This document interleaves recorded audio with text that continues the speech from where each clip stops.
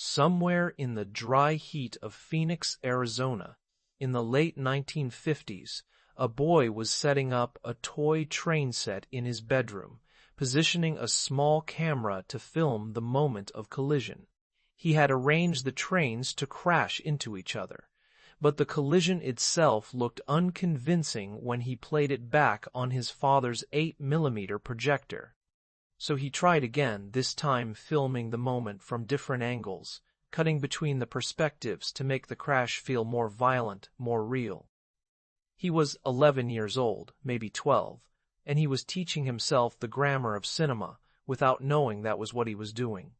He just knew that if he filmed it one way, it looked fake, and if he filmed it another way, with the camera closer, with the cut coming at the right instant, it looked like something that could hurt you. His name was Steven Allen Spielberg, and he was born on December 18, 1946, in Cincinnati, Ohio, to Arnold Spielberg, an electrical engineer who worked on some of the earliest computers, and Leah Adler, a concert pianist who had given up performing to raise children. The family moved often because of Arnold's work, first to New Jersey, then to Phoenix, where Steven spent most of his childhood. Phoenix in the 1950s was a sprawl of new suburbs rising out of the desert, tract houses with carports and swimming pools, a landscape of clean lines and bright sun and endless flat sky. It was the post-war American dream made physical, but for a skinny Jewish kid who loved movies and hated sports, it could feel like exile. He was the only boy in a family of 4 children, with 3 younger sisters, Anne, Sue, and Nancy, and he was, by all accounts, an odd child. Not troublesome exactly, but restless, distracted, prone to elaborate pranks and storytelling. He struggled in school, particularly with math and reading, and would later speculate that he had undiagnosed dyslexia. What he could do, almost from the beginning, was see things in his mind and figure out how to make other people see them too. He staged backyard circuses, built model cities, and when his father brought home a movie camera, Steven took to it the way some children take to music or drawing, not as a hobby, but as a language that made more sense than the one he was supposed to be speaking. His father was a brilliant man, quiet and analytical, who worked on projects Steven barely understood. Arnold would bring home stories about transistors and radar systems, about the kind of engineering work that was building the technological infrastructure of the Cold War, and Steven would nod politely and then go back to planning his next film. There was a distance between them, not unkind, but unbridgeable, the gap between a man who thought in circuits and a boy who thought in images.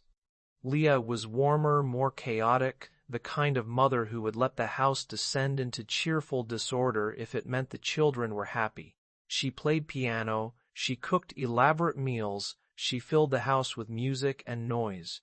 But she was also, Steven would later realize, unhappy in the marriage, longing for something Arnold could not give her. The Spielbergs were Jewish, though not especially observant. They celebrated the holidays, attended synagogue occasionally, but religion was more a fact of identity than a daily practice. Still, it marked Steven in ways he did not fully understand as a child. In Phoenix, in the bland newness of the suburbs, being Jewish meant being slightly apart, slightly other. He was sometimes bullied for it, called names he did not repeat to his parents. There was one incident he would remember for the rest of his life, a group of older boys throwing pennies at him, a taunt that invoked the old anti-Semitic stereotype about Jews and money. He went home and told his mother, and she held him. But there was nothing she could really say that would make it make sense. He was learning, without the words for it yet, that the world divided people into categories, and that some categories were safer than others. Movies were his escape and his education. The Spielbergs went to the cinema regularly, and Steven would sit in the dark, transfixed by the light on the screen, the way a story could unfold in moving images, the way music and editing and performance combined into something that felt more real than real life. He loved everything westerns, war pictures, science fiction, cartoons, but what he loved most was the feeling of being transported, of sitting in a theater in Phoenix and suddenly being somewhere else entirely. He loved the craft of it too, the way a director could manipulate time and space, could make you feel terror or joy or wonder just by choosing where to put the camera. He started making his own films as soon as his father gave him access to the camera. At first, they were simple little skits, jokes, home movies of family trips, but they quickly became more ambitious. He made a western called The Last Gunfight, casting his friends and filming in the desert outside Phoenix. He made a war movie called Fighter Squad, about a squadron of pilots in World War II, using model airplanes and careful editing to simulate dogfights. He charged admission to neighborhood screenings, 25 cents a ticket, and showed his films in the family living room, projecting them onto a bedsheet thumbtacked to the wall. The audiences were mostly parents and younger siblings, indulgent and politely enthusiastic, but Steven took it seriously. He was learning, film by film, how to tell a story, how to control what the audience saw and felt. For his Boy Scout merit badge in photography, he made a short film called Escape to Nowhere, a war movie about American soldiers ambushed by Germans in the North African desert. It was 40 minutes long, shot on weekends with his friends as actors, and it involved elaborate practical effects squibs made from flour and ketchup, fake blood, a scene where a soldier dies slowly, gasping for breath while the camera holds on his face. Steven was 14 years old, and already thinking about how to make death look real, how to make an audience feel the weight of it. He did not win the merit badge. The Scoutmaster thought the film was too violent. In 1960, when Steven was 13, the family moved again, this time to Saratoga, California, a quiet suburb near San Jose. It was another new house, another new school, another landscape to adjust to. California was gentler than Arizona, greener and cooler, but the move was hard on the family. Arnold's work was demanding, and Leah was increasingly unhappy. The marriage was fraying, though the children did not yet know it. Steven retreated further into Finbengt. He made a science fiction film called Firelight, about scientists investigating mysterious lights in the sky. It was 2 hours and 25 minutes long, a feature film in everything but budget and distribution, and it had a script, a score, special effects, and a 3-night theatrical run at the local cinema in Phoenix, where the family still had friends. The theater seated 500 people. Tickets were $1. The film made $500, which meant it sold out, or close enough. Firelight is lost now, or mostly lost fragments survive, but the full film is gone. What remains is the fact of it, the audacity of a 16-year-old making a feature-length science fiction film and convincing a theater to show it. It was not a good film, by any measure, Steven would later reply, but it was a complete film, and completing it taught him more than any class could have. He learned how to work with actors, how to manage a crew of friends and family, how to edit hours of footage into something that held together as a story. He learned that making a film required not just vision but persistence, organization, the ability to convince people to help you realize something they could not yet see. By the time he graduated from high school in 1965, Steven knew what he wanted to do. He wanted to make movies, not as a hobby, but as a career, and he wanted to do it in Hollywood. He applied to the University of Southern California's film school, one of the best in the country, but his grades were not good enough. He was rejected, so he enrolled at California State University, Long Beach, a respectable but unexceptional school where he could study film and, more importantly, be close to Los Angeles. He was not crushed by the rejection from USC. He had a confidence, even then, that was not quite arrogance, but something adjacent to it, a certainty that he would find a way in, that talent and persistence would matter more than credentials, and he did find a way, though the story has been told so many times it has acquired the polish of myth. During the summer of 1968, Steven took a tour of Universal Studios, the sprawling lot in the San Fernando Valley, where countless movies and television shows were made. At some point during the tour, he slipped away from the group, walked off the tram, and started exploring. He met a man named Chuck Silvers who worked in the editorial department, and they talked about movies. Silvers was impressed by the kid's knowledge and enthusiasm and told him to come back. So Steven did. The next day and the day after that, he put on a suit, carried a briefcase, and walked onto the lot as if he belonged there. No one stopped him. He found an empty office, put his name on the door, and started spending his days watching editors work, talking to directors, learning the rhythms of a working studio. It was an act of audacity that could only have worked in that particular moment, in that particular place. The studios in the late 1960s were in flux.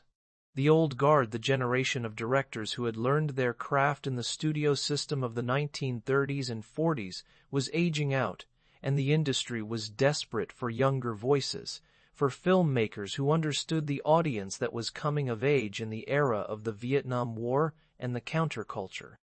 Steven was not part of the counterculture. Exactly, he was too clean-cut, too earnest, too in love with the old Hollywood he had grown up watching.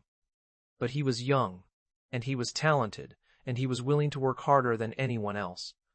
He shot a short film called Amblin, a 24-minute dialogue-free story about a young man and woman who meet while hitchhiking across the desert and fall briefly in love.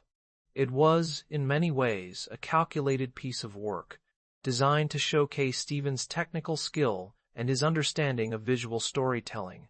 It was slick, professional, lyrical, and utterly unlike the gritty, personal films that other young directors were making at the time. Amblin was not about Steven's interior life or his political beliefs. It was about demonstrating that he could compose a beautiful shot, that he could tell a story without words, that he could be trusted with a bigger budget and a real crew. It worked. Sidney Sheinberg, the head of television at Universal, saw Amblin and offered Steven a 7-year contract to direct television. Steven was 20 years old. He dropped out of college and went to work. The television work was unglamorous, but invaluable. He directed episodes of Marcus Welby, M.D., The Name of the Game, and Night Gallery, learning how to work fast, how to manage actors and crews, how to make something compelling within the constraints of a tight schedule and a small budget. He was the youngest director on the lot, younger than most of the crew members he was directing, and he had to prove himself every day. But he was good at it. He understood the grammar of television, the way scenes had to be structured to build to commercial breaks, the way you could create suspense even in a medium that was fundamentally domestic and predictable. And then, in 1971, he was offered a chance to direct a television movie for ABC. It was called Duel, and the script by Richard Matheson was simple and brutal. A businessman driving through the California desert is terrorized by a truck driver who, for no apparent reason, tries to kill him. The truck driver is never seen. The antagonist is the truck itself, a massive, smoke-belching machine that pursues the businessman for miles of empty highway, trying to run him off the road. It was a thriller stripped down to its essence, a primal story about predator and prey, and Steven saw immediately what he could do with it. He shot Duel in 16 days, on location in the desert, with a tiny crew and a minuscule budget. He used every trick he had learned from watching Hitchcock and lean and forward long lenses to compress space and make the truck feel closer than it was, low angles to make it look monstrous, careful editing to build suspense. He never showed the truck driver's face, never explained why the truck was pursuing the businessman, because the explanation did not matter. What mattered was the visceral experience of being hunted, the way the businessman's panic built and built until the final confrontation. Duel aired on television in November of 1971, and it was immediately clear that something unusual had happened. Critics who rarely paid attention to television movies singled it out.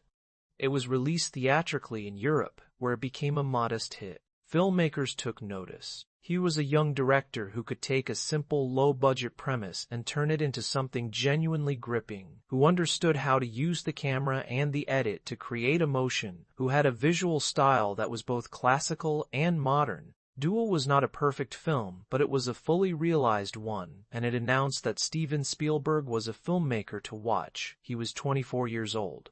The early 1970s were a strange and fertile time in Hollywood. The studio system had collapsed, the old moguls were gone, and the industry was being run by executives who did not entirely understand the new generation of filmmakers they were hiring.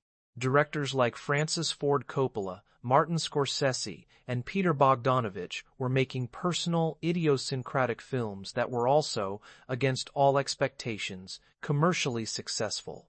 It was a brief window when artistic ambition and popular appeal seemed compatible, when a director could make a film about his own obsessions and find an audience for it. Steven was part of that generation, but he was also different. He did not come out of the counterculture, did not make films about alienation or despair. He made films about adventure, wonder, fear, and hope. He was not interested in tearing down the myths of American innocence. He was interested in renewing them, in finding a way to make them work for a generation that had every reason to be cynical. This would later be held against him, the sense that his films were too optimistic, too naive, too willing to offer easy comfort. But in the early 70s, it just seemed like a different approach, one voice among many. After Duel, he was offered his first theatrical feature, a film called The Sugarland Express, based on a true story about a young woman who convinces her husband to escape from prison so they can reclaim their child from foster care. They lead the police on a long, slow chase across Texas, becoming minor celebrities as the media turns their desperation into a spectacle. It was a small film, a character study, and Steven directed it with a surprising gentleness, finding humor and pathos in the couple's doomed flight. The Sugarland Express was not a commercial success, but it was well reviewed, and it confirmed that Steven could handle actors, could tell a story with emotional complexity, could make a film that was more than just technical virtuosity. But it was the next film that was more than just technical virtuosity. In the summer of 1974, Steven began shooting Jaws, an adaptation of Peter Benchley's novel about a great white shark that terrorizes a beach town on Long Island. It was supposed to be a modest thriller, a summer programmer, but the production was a disaster from the start. The mechanical sharks there were 3 of them, each designed for different kinds of shots. Barely worked. The ocean was unpredictable, the weather uncooperative. Scenes that should have taken a day took a week. The budget ballooned. The studio, Universal, began to panic. Steven was 27 years old and in over his head, or so it seemed. But he found a way. When the sharks did not work, he shot around them, suggesting their presence rather than showing it. He used point-of-view shots from the shark's perspective, gliding through the water toward unsuspecting swimmers. He used barrels attached to the shark to track its movement on the surface. He built suspense through editing and John Williams's relentless, iconic score, 2 notes repeated and building, the simplest and most effective musical motif in cinema history. He made the audience imagine the shark, and what they imagined was more terrifying than anything he could have shown them.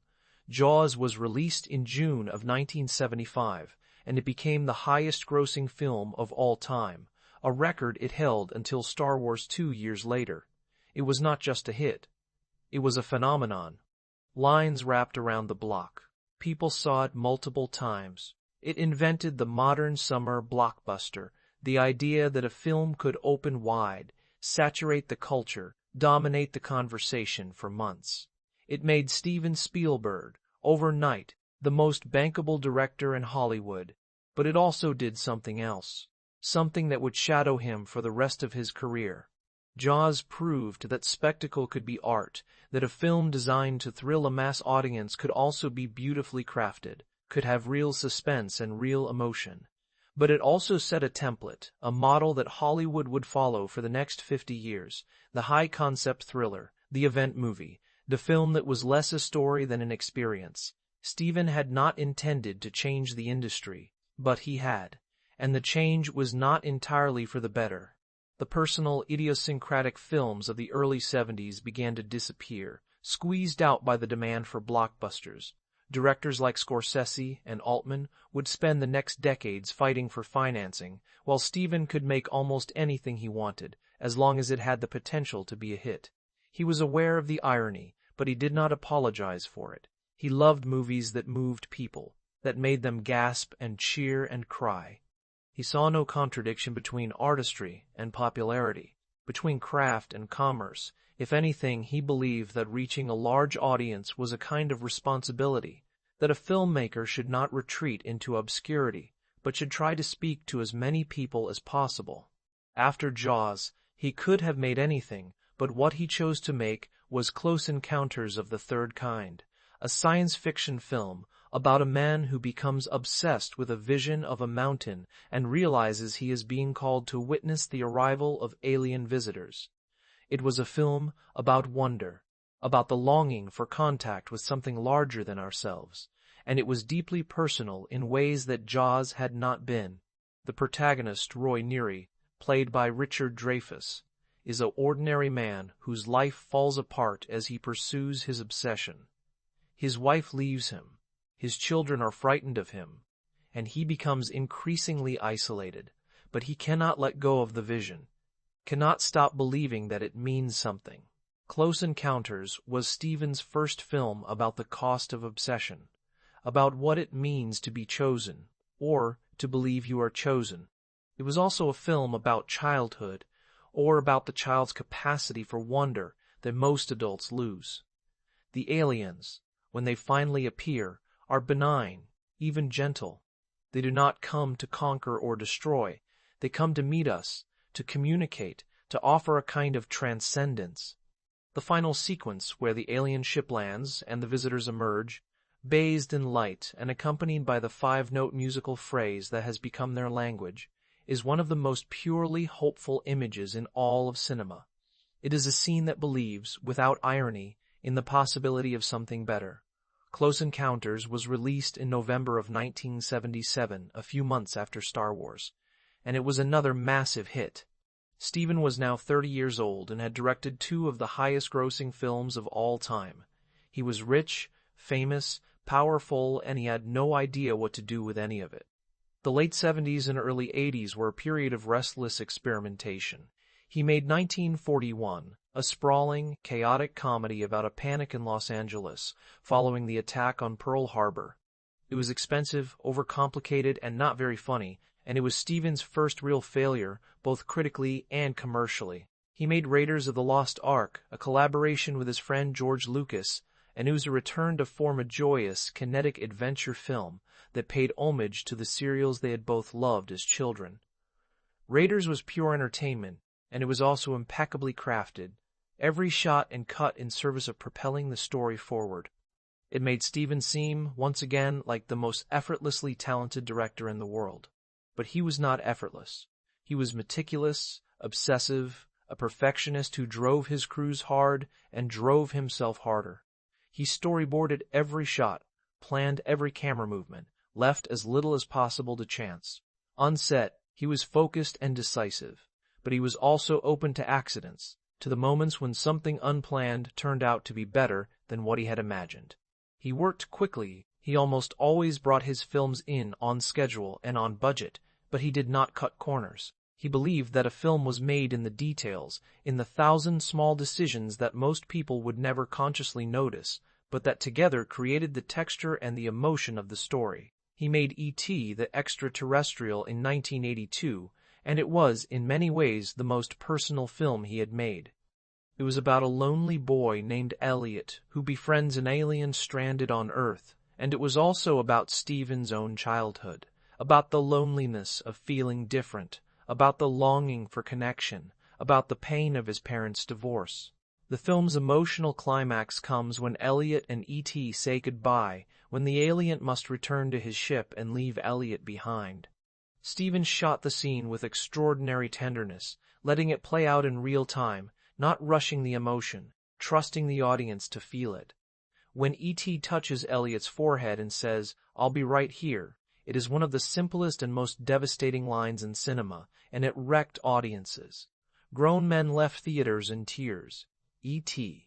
became the highest-grossing film of all time, surpassing even Star Wars, and it confirmed what Jaws and Close Encounters had suggested, that Steven Spielberg understood something fundamental about how to make people feel, how to reach into their chests and touch something raw and true. He was not manipulating them, or not only manipulating them, he was offering them stories that articulated feelings they already had, but could not express, stories about loss and wonder and the hope that things might, against all odds, turn out all right. But there was a tension even then between the work he wanted to make and the work he was known for. He was the director of Jaws and E.T., and those films were masterpieces of popular entertainment, but they were not the films that won Academy Awards. The Oscars in the 1980s went to smaller, more intimate dramas, to films that seemed to be about something serious, something real. Steven's films were often dismissed as too commercial, too sentimental, too eager to please. He was nominated for Best Director for Close Encounters, Raiders, and E.T., but he did not win. The sense that he was not taken seriously, that his films were seen as lesser because they were popular, gnawed at him. He tried, in the mid-80s, to make films that would earn him critical respect. He made The Color Purple, an adaptation of Alice Walker's novel about a black woman's life in the rural South, and it was a serious, ambitious, emotionally wrenching film. It was nominated for 11 Academy Awards, including Best Picture, but Steven was not nominated for 11 Academy Awards, including Best Picture. But Steven was widely seen as a rebuke, a sign that the Academy did not consider him a serious filmmaker. He made Empire of the Sun, a film about a British boy separated from his parents in Shanghai during World War II, and it was one of his most visually stunning films, a story about childhood and survival and the loss of innocence. It was a commercial disappointment and was largely ignored during award season. The pattern was clear. Steven could make films that were commercially successful or films that were critically respected, but not both. The films that made the most money, the Indiana Jones sequels, the adventure films, the spectacles, were seen as popcorn entertainment.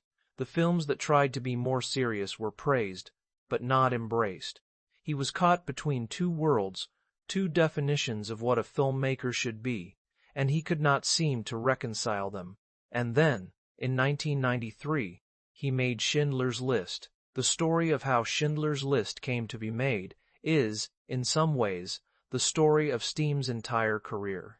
He had been given the book, Thomas Keneally's Schindler's Ark, in 1982 by Sidney Sheinberg, the Universal executive who had first hired him. The book told the true story of Oskar Schindler, a German industrialist and member of the Nazi Party who saved more than 1,000 Jews by employing them in his factory during the Holocaust. Steven read it and knew immediately that it was a story he needed to tell, but he was also terrified of it. He was not sure he was the right director. He was known for adventure films, for spectacle, for optimism, and the Holocaust was none of those things. He offered the project to other directors, to Roman Polanski, who had survived the Krakow ghetto, to Martin Scorsese, who was interested but ultimately passed. But the story would not let him go. In 1993, he finally committed. He would direct it himself, and he would do it on his own terms. He shot the film in black and white in Poland, on location in Krakow and at Auschwitz. He worked with a mostly European cast and crew. He refused to storyboard the film, refused to plan every shot the way he usually did. He wanted it to feel immediate, documentary, real. He wanted to strip away the polish and the craftsmanship that defined his other films and make something raw. The shoot was grueling. Steven later said that he could not get through a day of filming without breaking down, that the weight of the material was almost unbearable. He would call his wife, Kate Capshaw, at night and weep. He watched videotapes of his children to remind himself that there was still goodness in the world. He brought in a researcher to gather testimonies from Holocaust survivors, and the footage was so harrowing that he could not watch it in the editing room. He would leave, and his editor Michael Kahn would work alone. The film Steven made is unlike anything else in his body of work. It is 3 hours and 15 minutes long, and it does not look away. It shows the liquidation of the Krakow ghetto, the selection process at Auschwitz, the arbitrary executions, the casual cruelty, the machinery of death. It shows all of this in stark black and white, with a camera that moves among the victims and the perpetrators, that does not flinch, that refuses to aestheticize or soften, The violence is not choreographed for suspense or spectacle. It is brutal and ugly and final. And yet, Schindler's List is also a film about the possibility of goodness, about the choices individuals make in the face of overwhelming evil. Oskar Schindler, played by Liam Neeson, is not a saint. He is a profiteer, a womanizer, a man who joins the Nazi Party because it is good for business. But he is also a man who, confronted with the reality of what is happening, decides to act.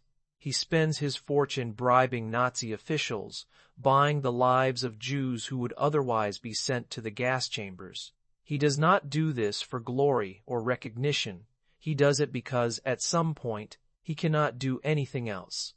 The film's most famous scene is the one where Schindler watches the liquidation of the ghetto from a hilltop and sees, among the chaos and the violence, a little girl in a red coat. She is the only spot of color in the entire film, a single figure moving through the black and white nightmare, and Schindler watches her until she disappears into a building. Later, he sees her body on a cart of corpses being taken to be burned, and the red coat is still visible, a small bright wound in the gray. Steven has said that the girl in the red coat represents innocence, that she is the moment when Schindler can no longer pretend that what is happening is acceptable, is something he can ignore.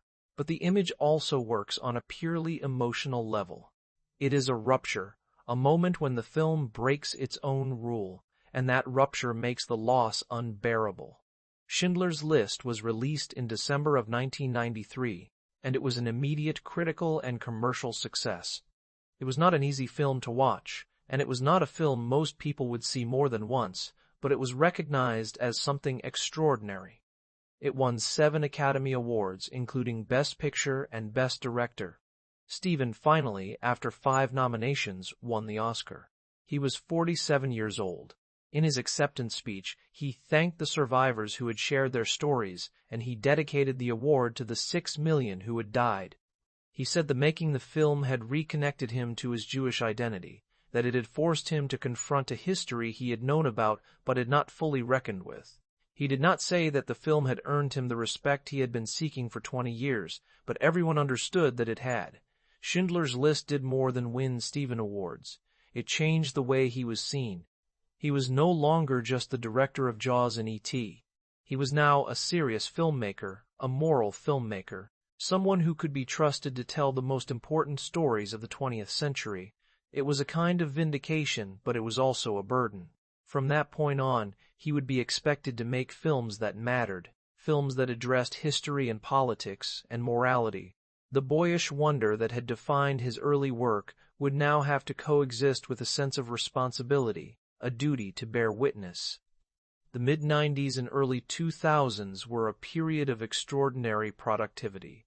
He made Jurassic Park and The Lost World, blockbusters that continued his dominance at the box office. He made Amistad, a film about the rebellion of enslaved Africans aboard a ship in 1839, and Saving Private Ryan, a World War II film that opened with the most visceral and unflinching depiction of the D-Day landings ever put on screen. The first 25 minutes of Saving Private Ryan are almost unwatchable in their intensity, the camera in the middle of the carnage, the sound design so precise that you can hear the bullets zipping past, the bodies torn apart by machine gun fire, the ocean red with blood. It was Steven's second great war film, and it confirmed that he could depict violence and horror as powerfully as he could depict wonder. Saving Private Ryan won 5 Academy Awards, though not Best Picture or Best Director. Those went to Shakespeare in Love, a decision that remains controversial. But the film's impact was undeniable. Veterans of D-Day said it was the closest anyone had come to showing what the experience was really like. Steven had once again used his technical mastery and his understanding of how to make an audience feel to create something that was both a work of art and a historical document. He made AI, artificial intelligence, a project he had inherited from Stanley Kubrick, about a robot child programmed to love. It was a strange, melancholy film, full of Kubrick's coldness and Steven's warmth, and it did not quite resolve the tension between the two. He made Minority Report, a science fiction thriller about a future where crimes can be predicted and prevented, and it was one of his most visually inventive films, a world of gleaming surfaces and invasive technology. He made Catch Me If You Can, a light, jazzy caper about a teenage con artist, and War of the Worlds, a dark, paranoid remake of the H.G. Wells story that reflected the anxieties of post-9/11 America.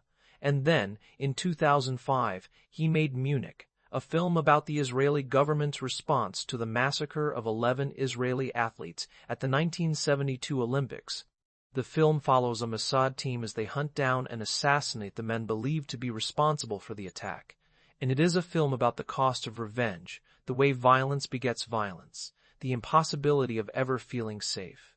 Munich was one of Steven's most morally complex films, refusing to offer easy answers or clear heroes. It was also deeply controversial, criticized by some for being too sympathetic to the Palestinian perspective and by others for being too sympathetic to the Israeli perspective. Steven stood by the film, arguing that it was precisely the ambiguity, the refusal to choose a side, that made it necessary. Munich was another film about the Holocaust, or at least about its long shadow. The Israeli agents believe they are avenging the dead, honoring the memory of the 6 million, but they find themselves becoming killers, losing their humanity in the process. The film's final image is of the protagonist, Avner, standing in New York with the Twin Towers visible in the background, a reminder that the cycle of violence continues, that vengeance does not bring peace. Steven had now made 3 films: Schindler's List, Saving Private Ryan, and Munich, that dealt directly with the defining atrocities of the 20th century, the Holocaust, World War II, and the Israeli-Palestinian conflict. No other commercial director would have been trusted to make any one of these films, let alone all 3. He had earned that trust by making Jaws and E.T., by proving that he could reach an audience of millions, and he had used it to make films that most studios would have considered too risky, too serious, too uncommercial. But there was a cost. The films took a toll on him. He would later say that making Schindler's List had left him emotionally exhausted, that he had needed to make Jurassic Park immediately afterward just to remember how to have fun. Saving Private Ryan had required him to immerse himself in the trauma of D-Day, to study footage of the dead and the dying. Munich had forced him to confront the intractable nature of the conflict in the Middle East, the way that cycles of violence seemed to have no end. He was also, by this point, one of the most powerful men in Hollywood. He had co-founded DreamWorks SKG in 1994 with Jeffrey Katzenberg and David Geffen, a studio that produced both films and animated features. He was producing films for other directors, mentoring younger filmmakers, shaping the industry in ways that went beyond his own work as a director. He was wealthy beyond measure, famous, influential, but he was also restless, still looking for something he could not quite name. The 2000s and 2010s saw Steven continue to work at a pace that would have exhausted most directors half his age. He made Lincoln, a film about Abraham Lincoln's efforts to pass the 13th Amendment and abolish slavery, and it was a film about politics as the art of the possible, about compromise and persuasion, and the slow, grinding work of change. Daniel Day-Lewis gave one of the great performances in American cinema as Lincoln, a man weary and funny and impossibly burdened, and the film was nominated for 12 Academy Awards. It did not win Best Picture or Best Director, but it confirmed once again that Steven could make serious, historically grounded films that also reached a wide audience. He made Bridge of Spies, a Cold War thriller about a lawyer who negotiates a prisoner exchange between the United States and the Soviet Union, and it was a film about decency, about the belief that even in the midst of ideological conflict, there are rules, principles that should not be abandoned. He made The Post, a film about the Washington Post's decision to publish the Pentagon Papers, and it was a film about journalism, about the importance of a free press, made at a moment when the press was under attack in ways it had not been in decades. He made West Side Story, a remake of the 1961 musical, and it was a film about love and violence and the dream of America, sung and danced with an energy and a beauty that rivaled the original. He made The Fabelmans, a film that was, finally, openly autobiographical. A portrait of a young filmmaker growing up in Arizona and California, discovering his love of movies, navigating his parents' troubled marriage, learning to see. It was Steven's most personal film since E.T., and it was also, in some ways, his most generous. It did not judge the characters, did not try to settle old scores. It simply looked at them with love and sadness and understanding, the way a filmmaker looks at the world when he has been doing it long enough that he no longer needs to prove anything. The Fabelmans was released in 2022 when Steven was 76 years old, and it was received as a kind of summation, a late work that gathered up the themes and obsessions of his entire career. The child's eye, the broken family, the power of images, the belief that art can make sense of life, even when life refuses to make sense. And through all of this, the question remained, how do you reconcile the director of Jaws with the director of Schindler's List? How do you hold together the filmmaker who invented the summer blockbuster and the filmmaker who made some of the most morally serious films in American cinema? The answer, perhaps, is that they were never separate. Steven's great subject, from the very beginning, was the encounter with the other, the shark that rises from the depths, the alien that descends from the sky, the Nazis who embody absolute evil, the robot child who wants to be loved. His films are about what happens when the familiar world is ruptured, when something from outside intrudes, and about whether that intrusion brings terror or wonder or, sometimes, both. In Jaws, the intrusion is lethal. The shark is pure threat, pure predator, and the film is about the effort to kill it, to restore safety. In Close Encounters, the intrusion is transcendent. The aliens are benign, and the film is about opening oneself to the unknown, to the possibility of something greater. In E.T., the intrusion is both. E.T. is lovable, an alien, familiar and strange, and the film is about the pain of connection and the pain of separation. In Schindler's List, the intrusion is historical, the rupture of civilization itself, and the film is about whether individual goodness can survive in the midst of systemic evil. In Saving Private Ryan, the intrusion is war, the moment when young men are sent into hell, and the film is about whether the sacrifice means anything, whether it can be honored or only mourned. In Munich, the intrusion is revenge, the way that violence enters your life and will not leave, and the film is about the impossibility of escaping it. These are not, on the surface, the same kinds of films, but they come from the same imaginative place, the same fundamental question. What do you do when the world you thought you knew is revealed to be something else? How do you respond to the intrusion of the other, whether that other is a monster, a miracle, or a moral abyss? And Steven's answer, again and again, is that you look, you do not turn away, you bear witness, and if you are very lucky or very brave, you find a way to act. His films are also, almost without exception, about fathers and children.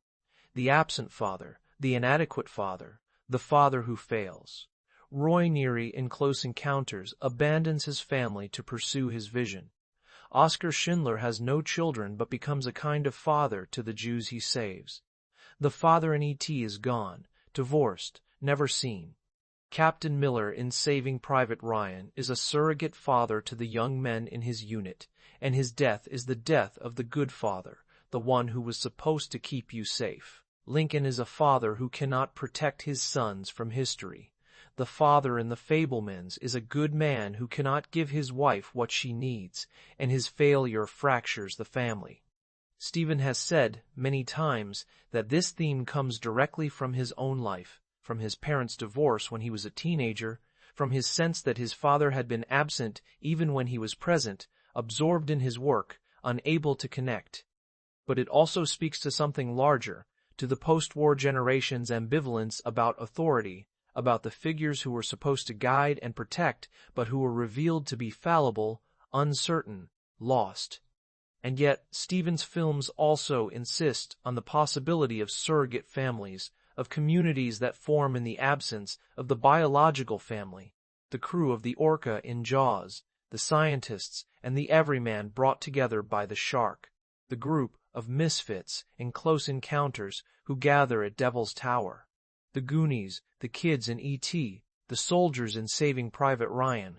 Even Schindler's List in its way is about a man who builds a family out of the people he saves, who becomes defined by his responsibility to them. Steven's films believe, despite everything, in the possibility of connection, in the idea that people can come together, can protect each other, can survive.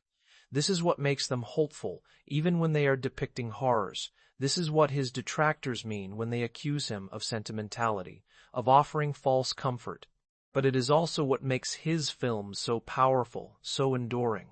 They offer not certainty, but the hope of certainty, not safety, but the dream of safety. It is worth noting that Steven's technical mastery, his ability to control every element of the filmmaking process, is often mistaken for ease. It is not ease. It is the result of obsessive preparation, of years of learning how to tell a story, with images, of understanding how light and sound and editing and performance combine to create emotion. He is one of the great craftsmen in the history of cinema, but craft, in his case, is not separate from feeling. It is the instrument of feeling, the way a musician's technique is the instrument of the music. Consider the way he uses light. In Schindler's List, the black and white cinematography is stark, high contrast, almost shadowless, a world drained of warmth. In E.T., the light is golden, soft, magic hour light that makes the suburban world feel enchanted. In Saving Private Ryan, the light is cold and gray, the washed-out palette of documentary footage meant to evoke the newsreels of World War II. In Close Encounters, the light is overwhelming, blinding, the light of revelation. He knows what light does to an image, to an emotion, and he uses it with the precision of a painter. Consider the way he uses space. He often shoots in wide shots, placing characters in a landscape, making them small against the vastness of the world. The hilltop in Schindler's List where Schindler watches the liquidation of the ghetto. The beach in Jaws where the shark attacks. The wheat field in Empire of the Sun where the boy watches a plane crash. These are images of human beings dwarfed by forces larger than themselves, and they are some of the most iconic images in his work. But he also knows when to come in close, when to let the camera rest on a face and let the actor do the work. The close-up of Elliot's face when he says goodbye to E.T. The close-up of Schindler's face when he realizes he could have saved more. The close-up of Captain Miller as he dies, whispering, "Earn this," to Private Ryan. These are moments of intimacy, of vulnerability, and they are as carefully constructed as the wide shots, as essential to the emotional architecture of the films. Consider the way he uses music. John Williams has scored almost all of Steven's films, and their collaboration is one of the great partnerships in cinema. Williams's scores are not subtle. They swell, they soar, they tell you how to feel, but they are also essential. The two-note motif of Jaws, the five-note phrase of Close Encounters, the soaring theme of E.T., the mournful violin of Schindler's List, these are not just accompaniments to the image. They are part of the image, part of the emotional experience of the film. Steven trusts Williams completely, and Williams trusts Steven, and together they create moments that are larger than life, that reach directly into the audience's chest and pull. And consider the way he works with actors. He is not an actor's director in the way that some directors are, not someone who spends hours in rehearsal exploring character. He casts well, trusts his actors to bring what they need to bring, and then he shapes the performance in the editing room. But he also knows how to create an environment where actors feel safe, where they can be vulnerable. He is known for being kind on set, for running a calm and professional production, for not yelling or throwing tantrums. He treats filmmaking as a job, a craft, and he expects everyone to show up and do the work. But within that professionalism, there is room for magic, for the accidents and discoveries that make a film come alive. He has said that some of his favorite moments in his films are the ones he did not plan, the ones that emerged in the moment a line of dialogue, an actor improvised, a shaft of light that appeared at the right time, a take that went differently than he expected but turned out to be better. In the 2010s and 2020s, Steven's status as the elder statesman of American cinema was secure. He was no longer fighting for respect or recognition. He had made the films he wanted to make, had won the awards, had amassed the fortune, had built the legacy. But he was still working, still looking for the next story, still waking up in the morning and thinking about how to put images together in a way that would move people. He had become, by then, a figure of almost mythic stature, the last representative of a kind of filmmaking that seemed to be disappearing. The studios were now dominated by franchise films, superhero movies, intellectual property designed to generate sequels and spin-offs. The mid-budget dramas that Steven had grown up with, the films that were not blockbusters but that told stories about real people in the real world, were increasingly rare. Streaming services were changing the way films were distributed and consumed, and there was a real question about whether the theatrical experience, the communal experience of sitting in a dark room with strangers and watching a story unfold on a giant screen, would survive. Steven believed it would. He was one of the most vocal defenders of theatrical exhibition, arguing that films were meant to be seen in theaters, that the scale and the sound and the shared experience were essential to what cinema was.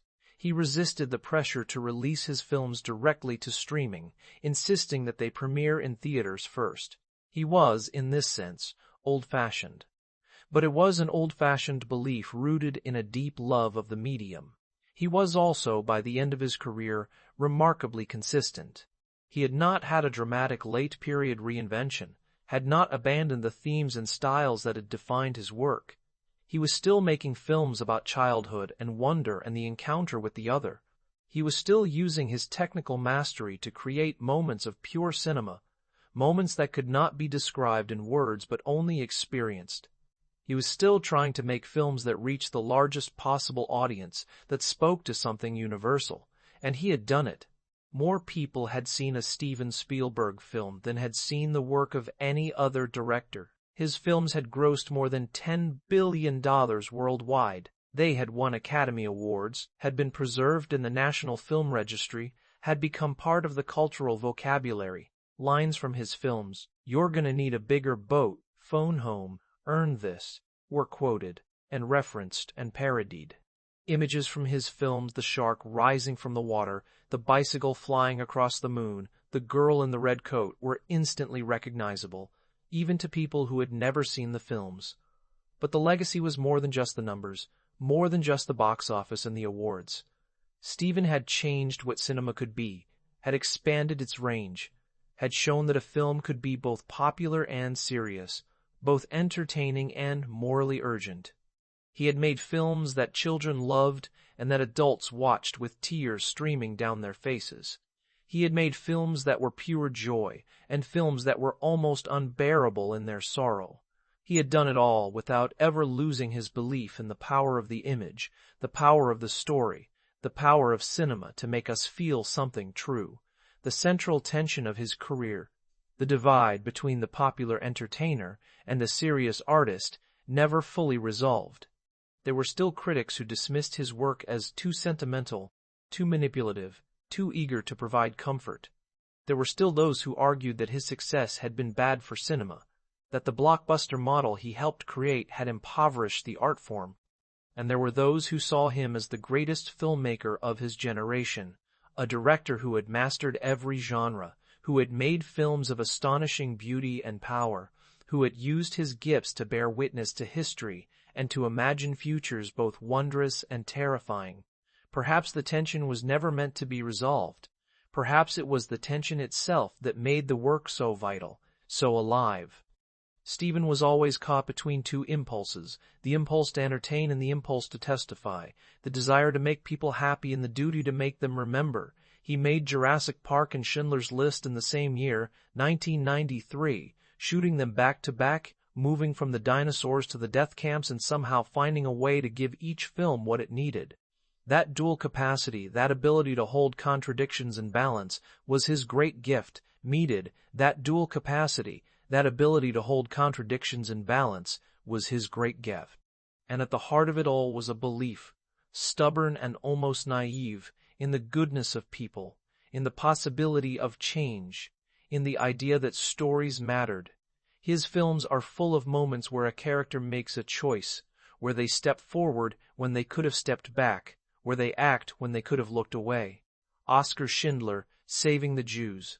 Captain Miller leading his men to save Private Ryan. The scientists in Close Encounters choosing to board the alien ship. Joliot helping E.T. go home. These are not cynical films. They do not traffic in irony or despair. They believe, against all evidence, that individuals can make a difference, that courage exists, that love is real. This is what makes Steven Spielberg's work so divisive and so essential. He made films for the world as he wished it could be, not as it was, and he did it with such conviction, such craft, such unshakable faith in the image, that millions of people chose to believe along with him, at least for the length of the film. In his later years, he spoke often about his Jewishness, about how making Schindler's List had reconnected him to a heritage he had taken for granted. He established the Survivors of the Shoah Visual History Foundation, which recorded testimonies from tens of thousands of Holocaust survivors, preserving their stories for future generations. He became more active in Jewish causes, more vocal about anti-Semitism, more willing to speak about the responsibility he felt to bear witness. But he also remained, in many ways, the boy with the camera, the kid who set up train crashes in his bedroom, and figured out how to make them look real. He never lost that sense of wonder, that excitement about what a camera could do, what a story could be. He was still capable of making films like Ready Player One, a science fiction adventure about a virtual reality world, that were pure spectacle, pure fun, movies that had no ambition beyond entertaining the audience for 2 hours. And perhaps that was the point. Perhaps the boy and the witness were the same person, and the films were his way of reconciling them, of finding a language that could hold both the wonder and the horror, both the dream of flight and the reality of the camps. The Fabelmans ends with the young filmmaker Sammy, arriving in Hollywood, ready to begin his career. He has been through loss and confusion and the collapse of his family, but he is still making films, still believing that the camera can make sense of the world. In the final shot, he adjusts the frame, moving the horizon line so that the composition is just right, and then he walks into the frame himself, into the future, into the work that is waiting for him. It is a hopeful ending, but it is also an uncertain one. The work is not finished. The story is not complete. There is always another film, another image, another attempt to capture something true. Steven Spielberg directed more than 30 feature films over a career that spanned 6 decades. He worked in almost every genre: science fiction, horror, war, historical drama, comedy, adventure, fantasy. He made films that grossed hundreds of millions of dollars and films that were seen by relatively few. He won 3 Academy Awards and was nominated for 20. He was loved and criticized, celebrated and dismissed, but he never stopped working, never stopped trying to make the next film better than the last. He believed in cinema in a way that feels almost quaint now, in an era when the medium is fragmenting, when films compete with television and video games and social media for attention, when the theatrical experience is increasingly rare. He believed that sitting in a dark room with strangers and watching a story unfold on a screen was a kind of communion, a shared dream, a way of understanding ourselves and each other. And he was right. At least he was right for the millions of people who sat in those dark rooms and watched the shark rise from the water, watched the alien touch Elliot's finger, watched Schindler break down in tears because he could have saved more, watched Captain Miller whisper his final words, watched the spaceship land and the lights pour out and the music swell. Those moments are real, even if they only exist in images, in light and sound and the flicker of celluloid or the glow of a digital projector. Steven Spielberg made those moments, and in making them, he made something that will outlast him, that will continue to move people long after he is gone. He took the raw materials of cinema: light, shadow, sound, time, and he shaped them into stories that reached into the chest and pulled. He did it with more skill, more consistency, more range than almost any director who has ever lived. And he did it because he believed, from the beginning, that it mattered, that stories mattered, that stories mattered, that images mattered, that the work of showing people what they had not seen, of making them feel what they had not felt, was worth a life. The question of whether he was the greatest director of his generation, or the one who did the most damage, or both, will continue to be debated. But the work is there. 30-some films, thousands of images, moments of terror and beauty and wonder that have become part of the collective memory. The shark, the mothership, the girl in the red coat, the bicycle across the moon, the beach at Normandy, the train pulling into Auschwitz. These images are Steven Spielberg's legacy, and they will endure as long as people watch films, as long as we gather in the dark to see stories told in light. He was a filmmaker who loved cinema, who believed in its power, who spent his life trying to make it do what he knew it could do: move us, terrify us, make us laugh and cry and remember and hope. He succeeded more often than not, and when he failed in the attempt to do something difficult, something that mattered. In the end, that is what a life in art looks like. Not a steady climb to perfection, but a series of attempts, some more successful than others, all aimed at the same impossible goal: to make something that lasts, that speaks, that reaches across the distance between one human being and another and says, "I see you, I know you, this is what it feels like to be alive." Steven Spielberg spent 70-some years saying that in images, and the images remain. The work continues.